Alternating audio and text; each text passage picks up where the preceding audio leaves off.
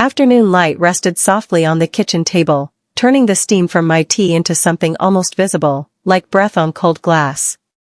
The house was quiet in the way familiar places get when they know your habits better than you do. I noticed the small things first, the ticking clock, the faint crease in the tablecloth, the way my daughter kept her left arm close to her side. When she reached for the sugar bowl, her sleeve slid back just enough. The bruise was pale, already fading, but it sat wrong against her skin, shaped less like an accident and more like a memory. She followed my eyes and smiled too quickly. Said she'd bumped into a cabinet. The words came out smooth, practiced, as if she'd rehearsed them for an audience that never arrived. I nodded, because fathers learn when not to push. Still, something tightened in my chest.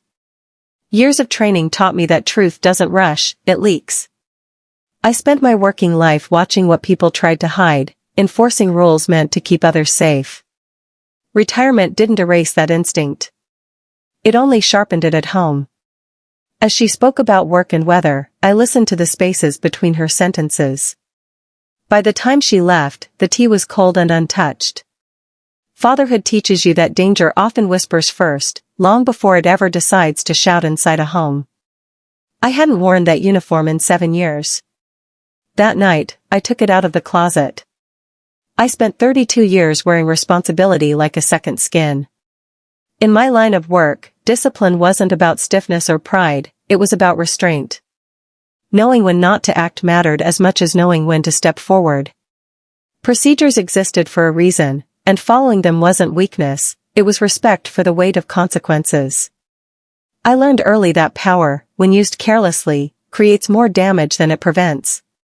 That belief followed me into retirement, settling quietly into my bones. Being a father required a different kind of restraint. I raised my daughter to stand on her own feet, not in my shadow. I taught her how to think critically, how to trust herself, how to walk away from people who spoke louder than they listened. I watched her grow into someone capable and sure, and I took pride in not hovering. Protection, I believed, shouldn't suffocate independence. Even after she married, I tried to honor that boundary, reminding myself she was no longer a child who needed saving from scraped knees and bad decisions. Her husband fit easily into rooms full of people. He smiled wide, spoke confidently, and knew how to make himself sound important without saying much at all. At gatherings, he was generous with compliments that felt just a little rehearsed. Alone, though, his tone shifted. He interrupted her more than necessary. Corrected her stories. Decided things quickly and framed it as efficiency. None of it was loud enough to accuse, only persistent enough to notice. I noticed, and then I ignored it, telling myself that marriages have rhythms parents aren't meant to understand. After the wedding, my daughter began to recede in small, careful ways. Visits shortened. Phone calls grew polite. She stopped asking for advice and started asking for permission. When I did see her, she measured her words, as if weighing how they might be repeated later. I told myself it was adulthood, that distance was natural.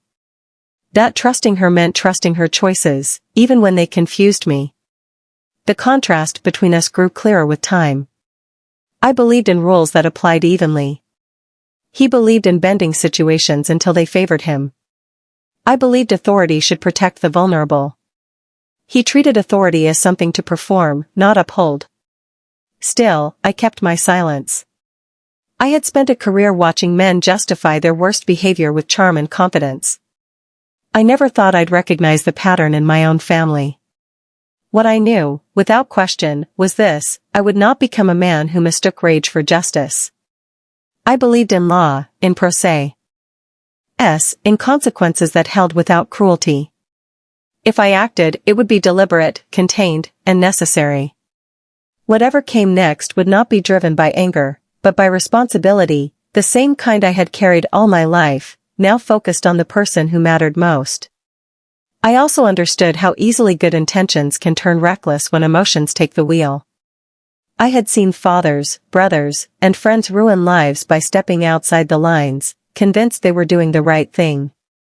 Their certainty never protected anyone for long. It only widened the damage. That memory steadied me. Whatever I chose to do had to leave room for my daughter's voice, her agency, and her safety. I wasn't looking to scare anyone. I was looking to remind someone that boundaries exist, and that crossing them carries weight. The difference matters, especially when love is involved. Careful action, not spectacle, had always been my way forward, and I intended to keep that promise to myself now. No matter how very hard. I waited a week before bringing it up again. I told myself patience was respect, that giving her space might invite honesty on its own. When she came by the following Sunday, I made soup and asked questions that sounded harmless. Work. Weather. Traffic. When I finally asked about her arm, she smiled, said she'd forgotten all about that, said it was nothing. Her voice tightened on the word nothing. I let it go, but the room felt smaller afterward. Patterns don't announce themselves. They accumulate. Visits cancelled at the last minute. Excuses that didn't match the calendar. She stopped driving herself and let him handle the money, explaining it as convenience. When her phone lit up, her eyes flicked toward it before finishing a sentence. I noticed how she sat near exits, how her laughter arrived a second too late. None of it was proof. All of it was familiar. I wrestled with myself in the quiet hours. She was an adult. She had chosen this life. Intervening too soon could cost her trust forever. I knew how easily concern turns into control, how quickly help becomes another cage. Still, experience whispered that danger rarely begins with broken bones. It begins with isolation, with explanations that grow shorter, with fear disguised as loyalty. I had taught her to recognize those signs in others. I had never imagined watching them surface in her. The moment that broke my hesitation came without drama. We were standing by the door, her coat already on, when I asked if she was happy. Not if she was safe. Not if she was hurt. Just happy. She opened her mouth, then her phone buzzed. The sound cut the air cleanly. She glanced down, and something in her face closed. Whatever she'd been about to say folded inward and disappeared. She told me she had to go. She didn't look back. I stood there long after the door shut, replaying that pause. I understood then that the bruise was not an accident and not an isolated moment. It was a message, delivered softly enough to be denied. Silence wasn't protecting her privacy. It was protecting his behavior. And if I respected that silence without question, I would become part of the system that kept it intact. I remembered cases where everyone waited for certainty. Where neighbors didn't want to interfere and families didn't want to overreact. Those stories ended the same way far too often. The sentence formed in my mind with a clarity that felt cold and steady. If I waited, I might be waiting for a hospital call instead. That realization didn't fill me with rage. It settled into resolve. I could not force her to speak, and I would not force a confrontation that left her exposed. But I could prepare. I could act within the lines I trusted. The decision wasn't about punishment. It was about interruption. Stopping a pattern before it hardened into tragedy. As I turned off the lights that night, I understood that doing nothing was no longer neutral. It was a choice, and it wasn't one I could live with. I thought Abu. T how easily fear learns to speak in borrowed voices. It calls itself patience, maturity, love. It tells you to wait for better evidence, a clearer sign, permission that never comes. I had followed those voices before in my career and watched the cost unfold later in reports and quiet funerals. The law taught me that timing matters, that intervention delayed is often intervention denied. Yet the father in me hesitated, afraid of becoming the problem instead of the solution. That tension sat heavy in my chest as I weighed every outcome I could imagine. If I did nothing, I risked her safety. If I did too much, I risked her trust. Somewhere between those extremes was a narrow path that honored both. Finding it would require patience sharpened by intent, action guided by principle, and a willingness to be misunderstood. I accepted then that clarity would not arrive on its own. It would have to be built, carefully, step by step, without spectacle, without threats, and without ever losing sight of who I was standing. The closet door resisted at first, swollen slightly from years of humidity and neglect. When it finally opened, the smell of old fabric and metal carried memories I hadn't planned on visiting. The uniform hung exactly where I'd left it, heavier than it looked, patient in its silence. My fingers traced the seams, each stitch a reminder of mornings spent preparing to face other people's worst days. I wasn't reaching for it out of anger. I was reaching for memory, for the discipline that had taught me to slow down when everything urged me to react. This wasn't about intimidating anyone. It was about standing inside a role that demanded accountability from me as much as from anyone else. Before I put it on, I sat at the table and opened a notebook I'd kept from my working years. I reviewed statutes, protections, procedures that existed for situations exactly like this. Domestic abuse wasn't a gray area, and it wasn't something addressed through threats or bravado. The law offered tools, timelines, and consequences, and I intended to stay firmly within them. I made notes, not because I'd forgotten, but because writing forces clarity.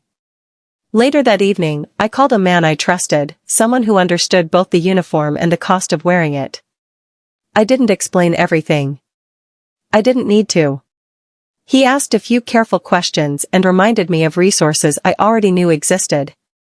The conversation was quiet, professional, and reassuring in its lack of drama. Afterward, I laid the uniform out on the bed. I polished the shoes slowly, watching my hands remain steady, my breathing even. There is something grounding about routine when emotions threaten to run ahead of reason. I rehearsed what I would say, not as a speech, but as a series of facts delivered without heat. No accusations, no raised voice, no promises I couldn't legally keep. Words can carry weight without becoming weapons. As I dressed, the fabric settled against me like an old habit, familiar and firm. I checked my reflection, not for authority, but for balance.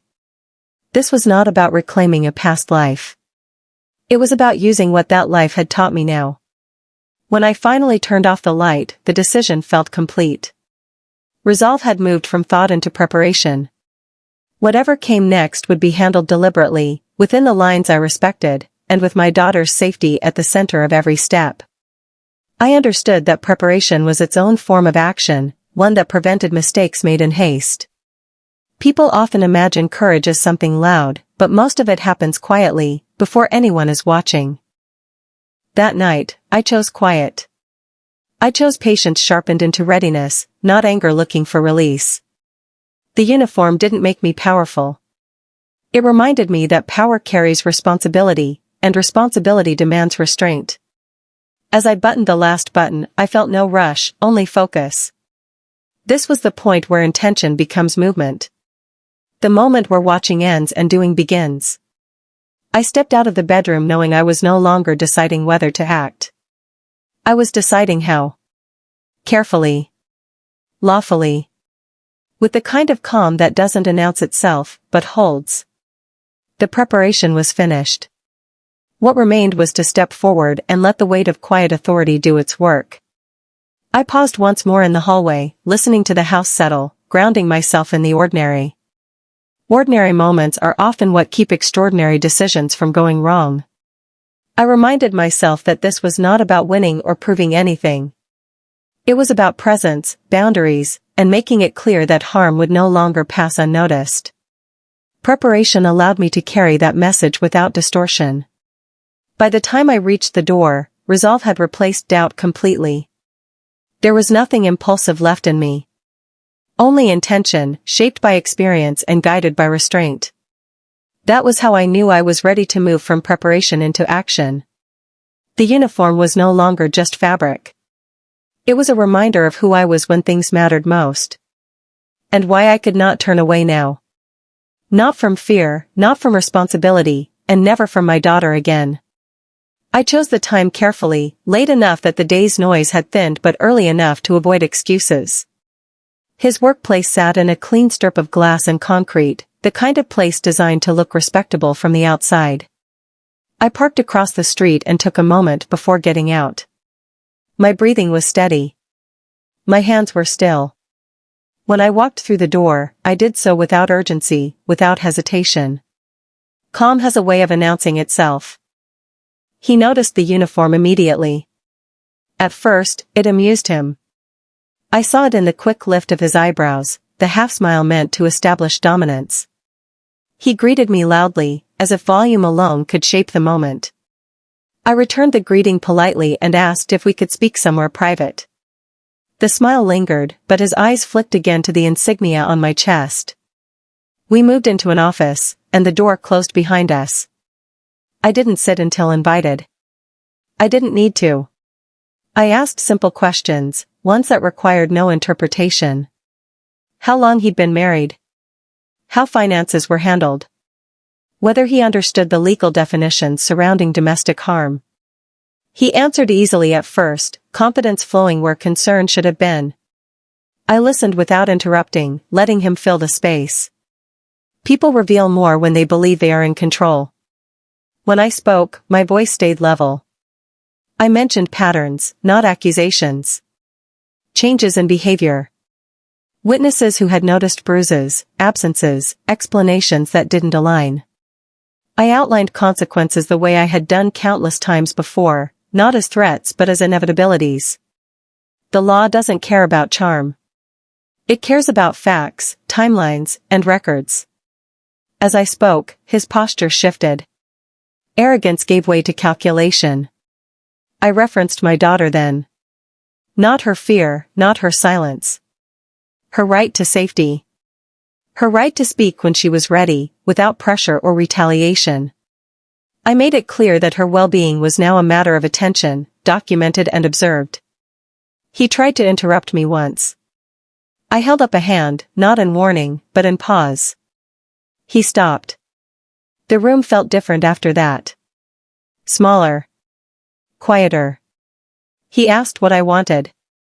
The question carried less confidence than he intended. I met his eyes and answered truthfully. I wanted behavior to change. Immediately. Permanently. And I wanted him to understand that further harm would not remain private or unchallenged. I wasn't there to negotiate. I'm not here as her FA. I said, keeping my tone even. I'm here as someone who understands what happens next. The words settled heavily between us. He knew then that this wasn't about emotion or impulse. It was about process. About scrutiny. About a system that would continue long after this conversation ended. His voice dropped when he spoke again. The certainty he'd relied on had dissolved. I stood to leave, giving him nothing more than my presence and my clarity. No threats. No raised voice. Just the understanding that the balance had shifted. As I opened the door, I felt something unfamiliar in him, uncertainty. Authority had replaced fear, and fear had nowhere left to hide. Outside, the air felt cooler. I walked back to my car without looking back, knowing that violence had never been necessary. Power, when grounded in law and restraint, speaks softly but leaves no room for misunderstanding. When she finally spoke, it wasn't dramatic. There were no tears at first, no shaking confessions. We sat at my kitchen table again, the same place where the bruise had first caught my eye, and she talked the way people do when they've been holding their breath for too long. Slowly. Carefully. She told me what had been happening, not all at once, but in pieces she needed to test in the open air. The control. The apologies that followed the anger. The way fear learned to sound like love. I listened without interrupting, without correcting, without trying to fix anything with words. My job then was simple. Believe her. Stay steady. Once the truth was spoken, action followed quietly. We didn't argue about next steps. We planned them. A safe place where she could sleep without listening for footsteps. A conversation with an attorney who specialized in protection, not punishment. Documentation gathered calmly, dates written down while memory was still clear. Each step was measured, deliberate, designed to protect rather than provoke. I stayed beside her, but I didn't take over. This was still her life. My role was to support, not command. News has a way of traveling faster than threats ever do. His confidence unraveled when questions replaced assumptions. At work, people noticed patterns they had once dismissed. Friends grew distant. The authority he'd worn like armor began to crack under simple scrutiny. There were no scenes, no confrontations in public spaces. Just consequences unfolding the way they always do when light reaches places built on secrecy. Through it all, I kept my distance from satisfaction. There was no victory to celebrate, no enemy to defeat. What mattered was that the silence had broken safely, without forcing her into a corner or turning her pain into spectacle. Justice doesn't need applause to be effective. It needs patience and follow-through. In the evenings, after she had settled into a rhythm that felt more like breathing again, I found myself reflecting on how close we had come to waiting too long. The danger hadn't announced itself. It had asked politely for more time.